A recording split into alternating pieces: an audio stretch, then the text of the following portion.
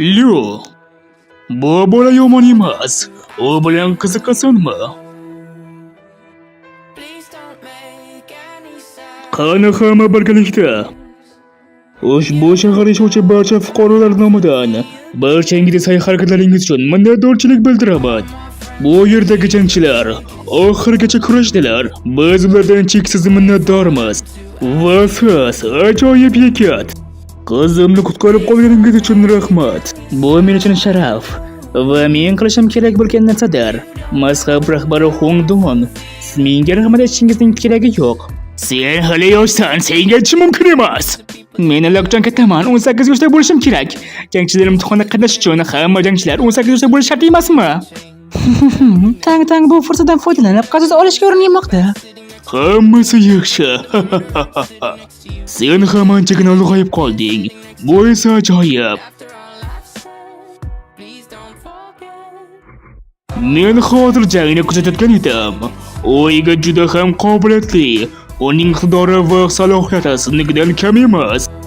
Hatto siz o'zingizni hammadan yuqori deb bilgan odam ham unga jalb qilinganligingizni his qilasiz. Qanday anaviy fikrlash meni o'ziga tortadimi? Va nima bo'lmasin? Dada, bema'ni gaplarni gapirmang. Aytmasangiz ham o'sha yigit shunchaki qo'g'irchoq. Vau, juda ham mazali taomlar. Sinov va men sizning guruhingiz a'zosi bo'lishdan juda ham foyda olamiz. Muhokama qilgan masalaga qaytsak, qanday qilib bir qanotli iblisni qo'rqitishga muvaffaq bo'ldi va bu juda ham ajoyib.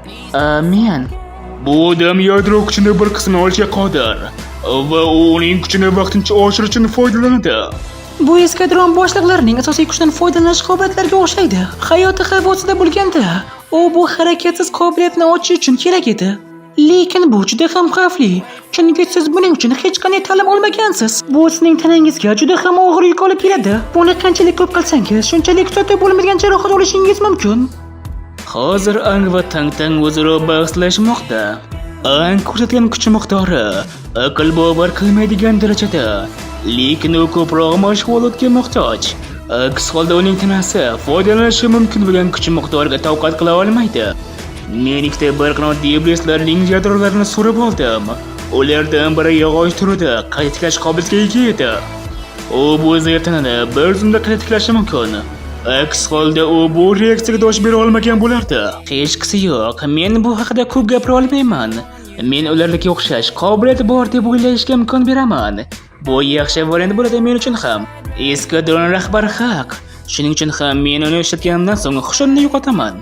Men tilamni biroz ko'proq mashq qildirishimga to'g'ri keladi. Men senda bunday qobiliyat bor deb hech o'ylamagan edim. Bu juda ham ajoyib.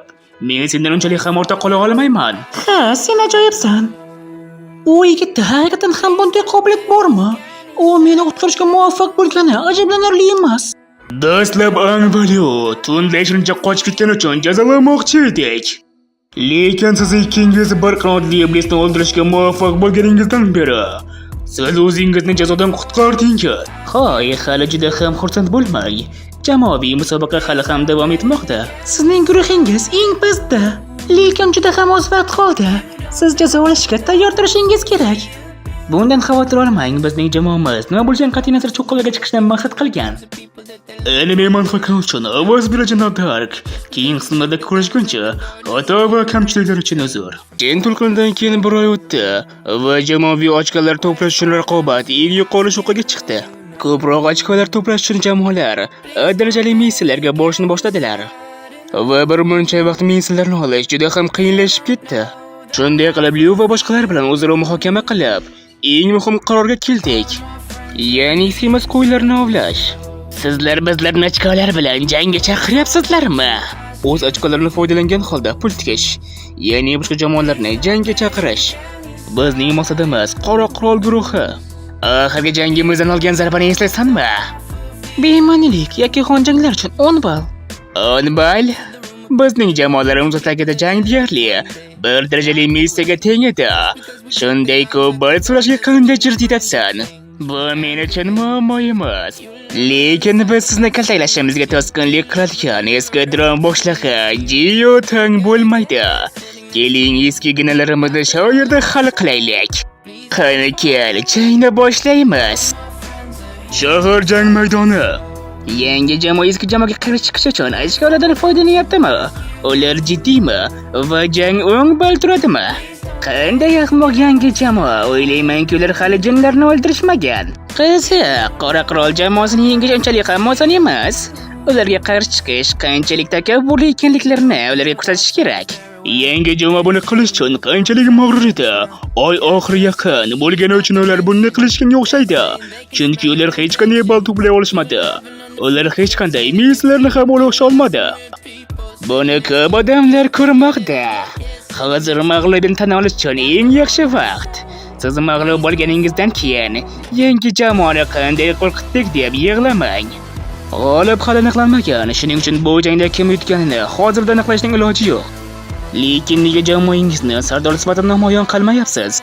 U yerda turgan odam qiz bola, ishonchim komil, siz jamoangiz mag'lub bo'lgandan keyin ochko bermaslik uchun buni bahona sifatida foydalanishi mumkin. Yaxshiyamki jamoamizning o'rinbosari ham qiz bola. U hammangiz bilan yuzlashish uchun yetarli. Men ko'ryapman. Kapitanimizga past nazar bilan qaramaslikdan maslahat beraman. U sizning oddiy baxtsiz qizingiz emas. Ayli kurashni boshlayapti. Keling, jangni tez tugatamiz. Sizdagi hamma 10 ballni menga bering. Siz Fituli oilasidan o'sha yosh xonam bo'lsangiz kerak. Kulmas qiz Raksasha nomi bilan tanilgan. Keling, menga hujum qiling. Qanchalik yaxshi ekanligingizni hozir bilib olamiz. Unda men boshladim. O'g'irligini deb qabulga ega bo'lgan yashil yadro emasmi? Nega uning tezligi ko'k yadroniga o'xshash? Qurolsizlantirish. Men haq edim, garchi bu keksa jamoalar bizdan oldin jangchilarga aylangan bo'lsa-da, ular o'zlarining jamoaviy ishlariga ko'p tayanadilar. Yakkaxon janglarda esa ular qanday himoyalanish yoki hujum qilishni bilmaydilar. Ular jamoaviy ishlarda ajoyib, lekin yakkaxon janglarda dahshatli.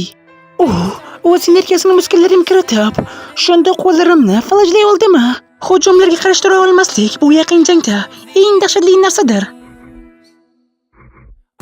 U barcha bo'g'imlar va zaif nuqtalarga zarba bermoqda. Buni doimo yodda saqla. City oilasi yaqin janglarda eng yaxshisidir. G'alaba qozonishimga ruxsat berganingiz uchun rahmat. Kapitan o'rinbosari. City'li barcha yangi boshlanuvchilar orasida eng yorqin yulduz. Ular xotirjamlikka erishish uchun unga ishongan bo'lsalar kerak. U haqiqatan ham jilmayuvchi Raksasha. U juda ham zo'r. Demak, bu City'li. Endi hech kim g'alaba qozonishini oldin aytib bera olmaydi. Uni yaqin jangda hech kim mag'lub eta olmaydi. Oha, 10 ball. Iltimos buni jamoamizga o'tkazishni unutmang. Sen la'nata. City'li, sen yaqin jangda juda ham ajoyibsan. Men keyingi bosqichga chiqaman. Siz qiyinchilikdan qochishga jur'at eta olmaysiz. Va unga 20 ochko tikamiz. Yaxshi, 20 ochko, albatta. Kapitanimiz jangni endigina tugatdi. U dam olishi kerak. Uning o'rniga esa jangga men chiqaman. Buni qilishga haqqingiz yo'q. Ko'zimdan yo'qol. Men faqat sizning kapitaningizga qarshi jangga chiqaman. Bu haqda nima deyish mumkin? U bizning kapitanimiz. Unga e'tiroz bildirish huquqiga ega bo'lish uchun meni jangda mag'lub etishingiz kerak emasmi? Ha, yaxshi. Agar menga qarshi kurashga jur'atingiz yetmasa, men nima ham qila olardim? Janjal boshlashning qanday dahshatli usuli? Yaxshi, men seni hatto uning taniy olmaydigan darajada kaltaklayman. Kapitanimiz o'lcha bo'ldi. Tomoya jang qilmoqchi. Men suratga olaman.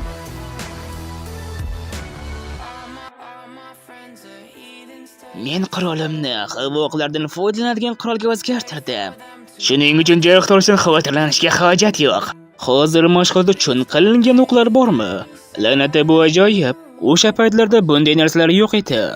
Agar to'pchilar o'z mahoratlarini oshirmoqchi bo'lsalar, ular haqiqiy jang maydoniga faqat haqiqiy qurollarni olib chiqishlari mumkin edi. Yaxshi, maqsad qilganingizga ishonch hosil qiling. U haqiqatan ham yangi boshlanuvchi. Kapitanimizning maqsadi yangi boshlanuvchilar orasida aql bovar qilmaydigan maqsadligi ma'lum. Shunday gaplarni aytishga uyalmaysanmi? Oha, o'zingga bo'lgan ishonching ancha baland ekan. Men senga xohlagan quroldan foydalanishga ruxsat beraman. Qanday qurolni xohlaysan? Bundan keyin katta jamoalarni bezori deyishga jur'at etmang. Qurol, ha, yonimda faqat xanjar bor. Ammo oldingi hayotimdagi qurollar. Men uni sog'indim. O'sha qurol o'z-o'zidan nihoyatda noyob edi va u mening ham hamrohim edi. Hali ham men qoldigini o'sha joyda deb o'ylamayman. Yaxshi, menda afzalliklar yo'q. Men shunchaki mushlarimdan foydalanaman. Bu ishlashi kerak. Nima? Mushlaring bilanmi? Mushlar? U nima haqida gapiryapti? Men bilan jang qilish uchun mushlaringni ishlatasanmi? Hamma yangilar shunaqa takabburmi? Men sizga imkon berdim. Siz hech qanday qurol ishlatmaslikni tanladingiz. Shuning uchun men sizga buni qilishga ruxsat beraman. U juda ham ko'p gapiradi. U haqiqatan ham o'zining niqobiga biror narsa tiqib qo'yish kerak. Ammo men buni aytaman. Hatto sher ham quyonni tutmoqchi bo'lsa, uni o'ldirish uchun qo'ldan kelganini qiladi. Men sizga hech qanday imkoniyat bermayman. Yo'qotgan ochkolarimizni bir nafas bilan qaytarib olaman. Yaxshi unda, qo'lingizdan kelganini qiling. Uni yuzini ko'rishni yaxshi ko'raman. U bir qanotli jinni yolg'iz o'zi o'ldirib qolmay va yalang qo'llari bilan otryad rahbari Jiyotanga qarshi shtabda g'alaba qozondi. Shuning uchun ham men Angning jangidan hayajondaman. Ang sparing payti otryad rahbari Jiyotanga qarshi g'alaba qozondi. Bu zerikarli. U yigit mendan yaxshiroqmi? Men jamoatdor sifatida jamoadoshlarimdan kuchsizroq bo'la olmayman. Bu bola yomon emas, u bilan qiziqasanmi? Men har safar qo'g'irchoqning yuzini ko'rganda dadam nima deyotgani haqida o'ylayman. Bo'lishi mumkin emas, qanday qilib menda bunday fikrlar bo'lishi mumkin? Men haqiqatan ham tayyorlaning. Jang boshlansin. Qurolning masofasi qanchalik uzoq bo'lsa, zarar ham shunchalik kuchli bo'ladi.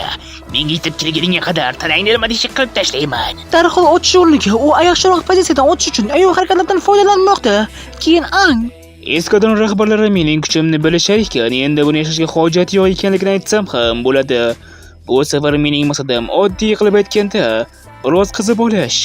Agar men o'sha jinga tanamni egallab olishga ruxsat bermoqchi bo'lmasam, men oldingi hayotimdagi kuchimni qaytarishim kerak. Yo'q, undan-da yaxshiroq bo'lishim kerak. Hatto men tasavvur qila olmaydigan darajada. Sen o'zingni ko'rsatmoqchi bo'lyapsanmi? Shunchaki o'l. Men senga g'alaba qozonishingga yo'l qo'ymasligimni aytdim. Shuning uchun men tanamdagi jinning kuchidan bundan keyin foydalanaman.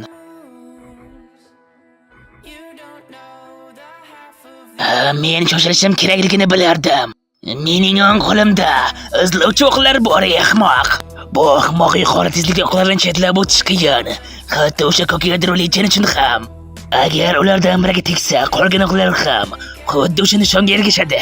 Bu mukammal, u menga raqib bo'lishni udaladi. Shunday ekan men o'z kuchimni ko'rsata olaman. Suv turi. O'sha yigit kapitanimizning o'qlaridan chetlab o'tdimi? Uni suvdagi egiluvchan tezlikda nima bor? Men hech narsani ko'rmayapman. La'nati, men g'alaba qozonish uchun o'z kuchlarimdan foydalanishni rejalashtirgan edim. Kapitanning quroli ichidagi energiyani saqlab qolish qobiliyatiga ega. Keyin energiya o'qlarga mos keladi va energiya nurini yoqadi. Qani kel, sen bu masofadan mustahkamlangan aniq portlovchi o'qlarga qarshi qochishga urinib ko'rchi. Nima bo'lyapti? Uni yuqoriga o'tdi. Bu quroldan haqiqatan ham noto'g'ri o'q uzildi.